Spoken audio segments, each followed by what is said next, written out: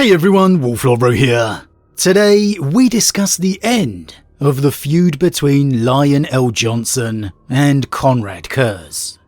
A spoiler warning to begin, as today we will be referencing events from the Horus Heresy story, Angels of Caliban, by author Gav Thorpe. As always, I really recommend you read the stories for yourself first, without spoilers, as that's the best way to enjoy the lore for yourself. But with that said, let's just jump straight in. Okay, so over the previous few conversations, we've been really focusing in and analysing the relationship between Lion L. Johnson and Konrad Curze. From their, dare I say, rather respectful reunion at first upon Sagualsa, to the immediate repercussions and aftermath of that event within L. Johnson's mindset. And if you've missed those conversations, I definitely recommend you go back and give them a listen first, before continuing on with this one. Now, in our last conversation, we discussed L. Johnson hunting his brother Konrad amid the depths of the Invincible Reason, L. Johnson's flagship. How it felt like L. Johnson was instinctively far more comfortable being that huntsman of old Caliban than the Primarch, having to contend with arenas outside his wheelhouse, the human interaction, gauging of trust amongst his brothers, preferring that much more black and white view of a foe to be slain, to be conquered. And it all really felt like a bit of a repercussion from that reunion and first duel with Konrad. How it had all brought about an inner doubt within the Lion, reopening his famous trust issues. The thoughts of Caliban's fate reminding him of his mistakes with Perturabo. And that was all really compounded by the fact he'd really kind of lost to Konrad, requiring the intervention of Corswain to help him. And then he had nothing but weeks and weeks of not being able to find Curze after, to get his revenge, being left to just stew on the issues within his mind, which is never good for any of us, let alone L. Johnson.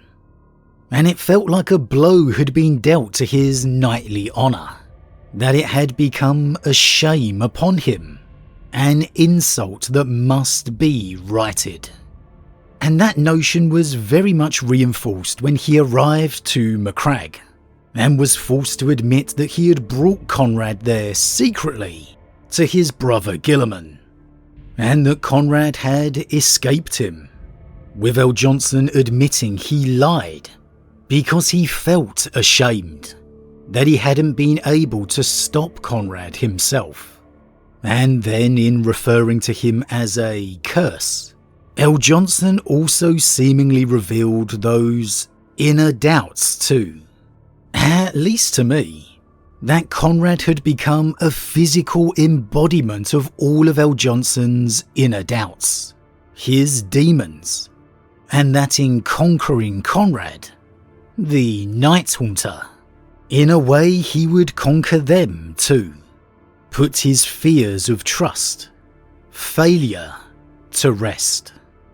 And there's a very small but intriguing passage within Angels of Caliban, where we get to see L. Johnson's faults directly, where it does seem to reinforce that notion to me.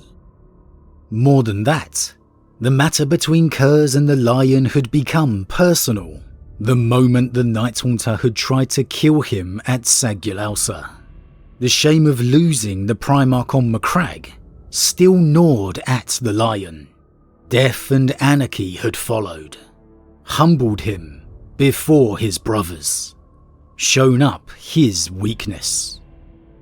Again here, as we have so often encountered and discussed over the past several conversations, we encounter that word, shame, from the Lion's own inner thoughts.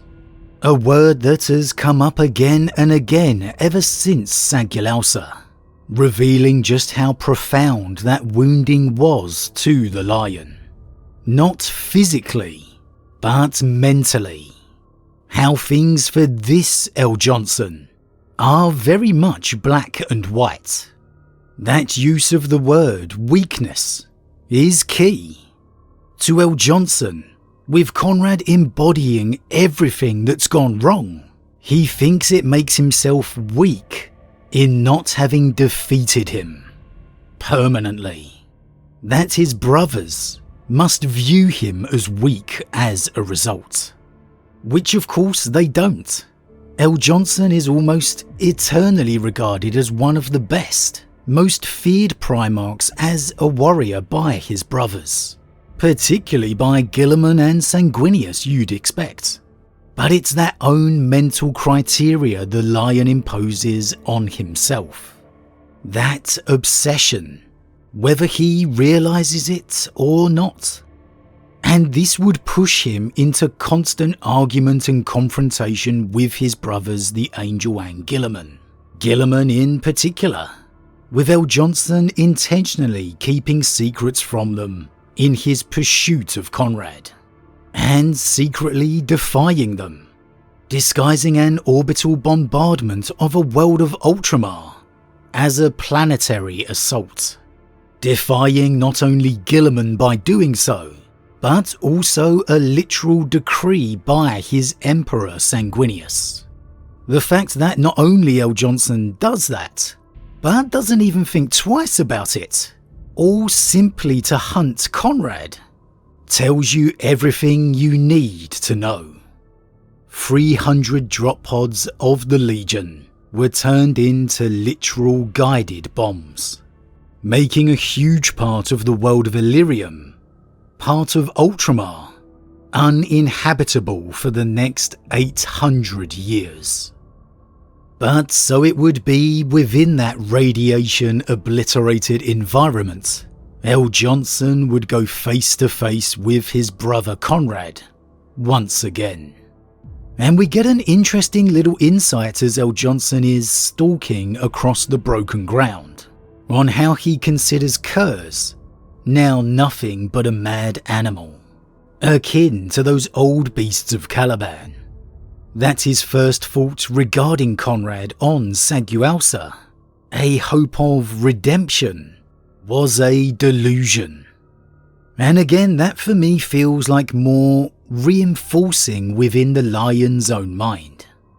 But this is the first time that we see such thoughts, that the Lion had inner feelings and thoughts regarding Konrad still being redeemed, saved. And so that adds a whole new level to that initial reunion upon Sagualsa. That respectful interaction between them. The shock the Lion had on his face upon seeing Konrad. We now know, thanks to this, that he was in fact harbouring thoughts of Konrad returning to the Emperor's side.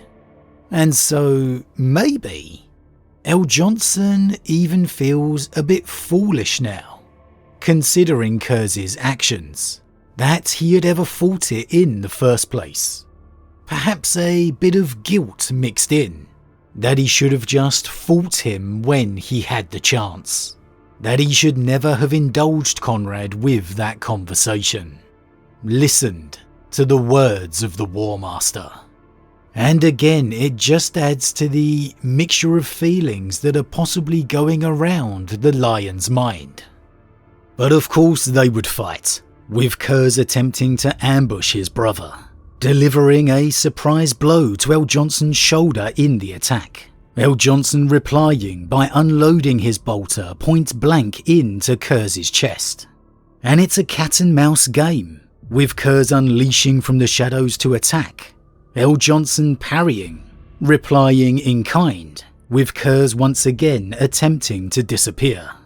But little by little the Lion begins to land the wounds on his traitor brother, and with his Legion cutting off Curze's escape, it falls to a straight, face-to-face, brutal fight. One in which the Lion has the advantage. The heel of the Primarch skidded over the edge of the first step and he wavered for half a second before righting himself. He dared not look back, but risked all with a strike towards Curze's head. The short sword in his left hand glanced aside by a claw, millimeters from its target. It was enough of a distraction to restore the balance of the fight. The lion took a long stride, flinging himself into Curze, arms wrapping around the Night Haunter. Chest to chest he heaved, twisting as he lifted, legs straightening to throw the two of them towards the steps. He landed on top of Curze. The exhalation from the other Primarchs stank like the grave air in the coffins below. The ferrocrete of the step crumbled and they fell again, this time the lion taking the brunt of the fall. Another rolling bounce, Curze snarling centimeters from the lion's face, trying to bite him with piranha-like fangs. They hit the floor sideways, jarring the short sword from the lion's grip. He made no effort to retrieve it, but arrowed his empty fingers into Curze's throat.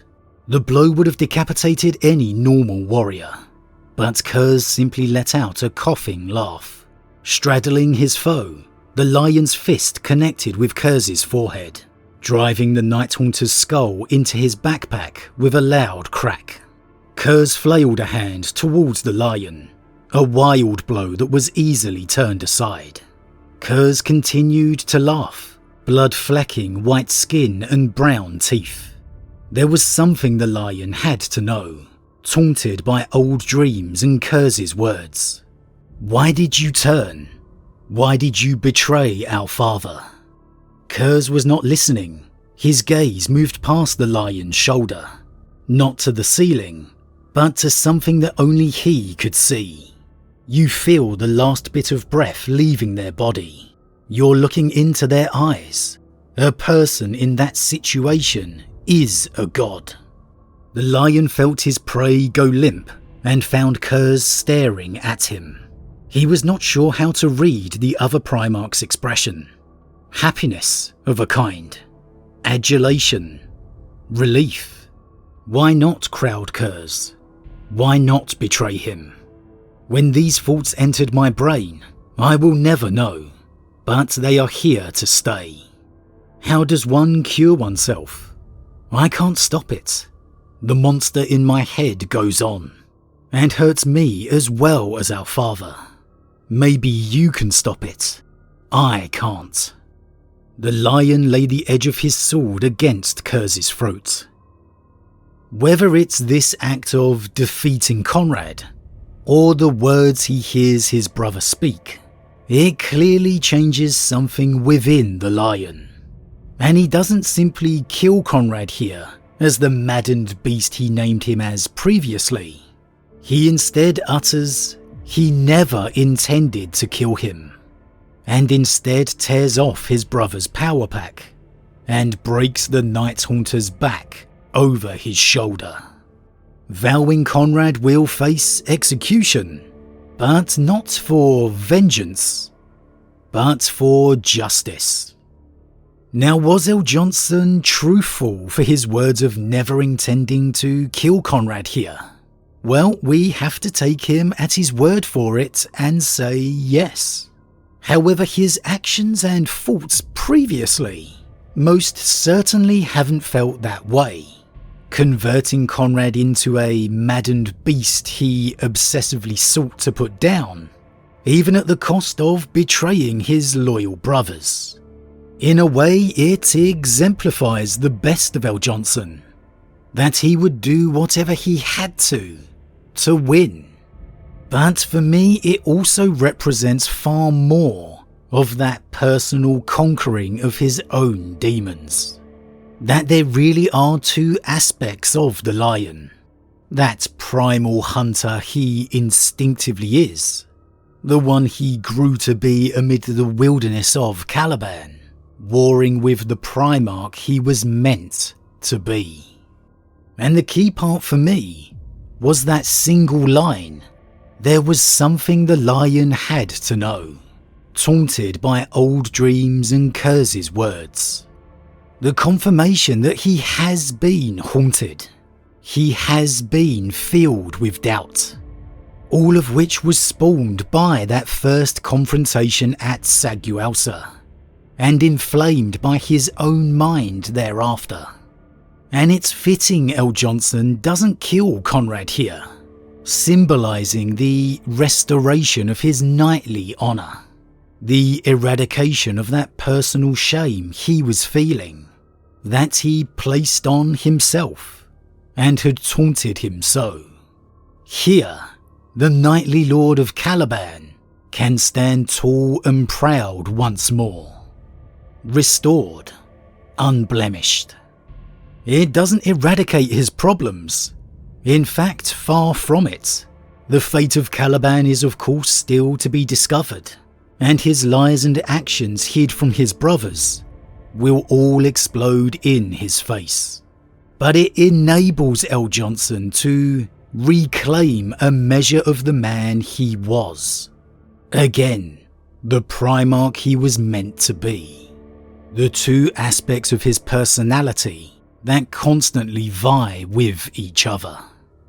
It's a personal evolution that perhaps we see come to play more than ever after his return 10,000 years later, within the current Imperium, in a Primarch who can now see more than the simple black and white, who can see and accept those shades of grey better than he previously could, who has come to accept his own mistakes and flaws, and realise they do not define him. But as always everyone, what do you think? What do you think of the Lion's personal journey within this feud? Why do you feel he became so obsessive over Konrad? Why did he feel such shame? Did Konrad expose those inner flaws within L. Johnson's mind? His own doubts? And in conquering Konrad, did he begin to conquer those own flaws within himself? Begin that road to the Primarch we'd see 10,000 years later? And did it all begin from that one simple encounter upon Sagualsa? As always everyone, leave your thoughts in the comments below. A huge thank you to all my subscribers. Your support truly means a lot to me, it really does. If you're new, please consider subscribing to help the channel grow. And if you enjoyed this particular vid, then why not drop a like on it too. But with that said, I am off, and I'll see you all again real soon.